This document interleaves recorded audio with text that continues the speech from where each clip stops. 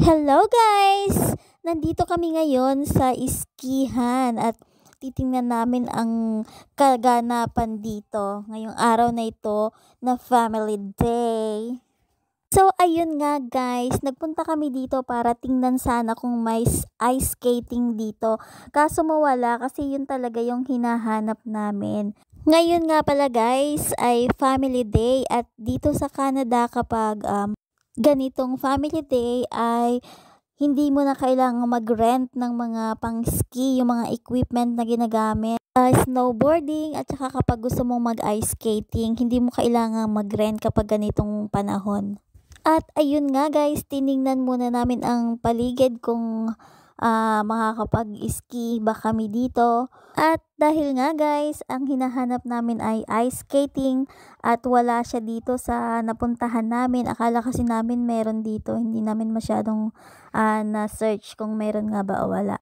Kaya nag-video na lang ako ng kaunti at ayan guys, samahan nyo kung panoorin sila. Hanggang panood na lang ako kasi hindi naman ako marunong mag-ski. At ayun, nakakatawa naman silang panoorin kasi ang gagaling nilang mag-ski. Nakapag-try na rin pala ako niyan one time pero mas gusto ko mag-skating kaysa sa mag-ski. Ayun nga pala guys, tingnan mo, mayroon sila ditong apoy. May pinaapoy silang kahoy dito. Abay, naapoy din naman kahit napakalamig. Nakakatuwa nga lang guys kasi napakalapit lang nito dito sa aming tinitirahan. Siguro mga 5 to 8 minutes lang ang biyahe ay nandito na kami kaya napuntahan din namin kaagad. And yun, nag-ikot-ikot kami ng kaunti dito. Ayan si kuyang nasa likod, abay naglalakad ay nakapang-ski. Kahit papaano naman guys ay nainitan ng kaunti kahit na ilang minuto. Dito nga pala guys, kapag ganitong winter ay minsan laang nagpapakita ang araw. Katulad ngayon, maganda ang panahon. Napakaganda kasi kahit na sobrang malamig at least kahit papaano ay nasisikatan ng araw ang balat. And ayun nga guys, kami ay lumabas na dito sa iskihan na are at kami ay pupunta doon sa may pwedeng pag-ice skating sa may tapat lang nito. Tara, let's samahan nyo kami. Let's go!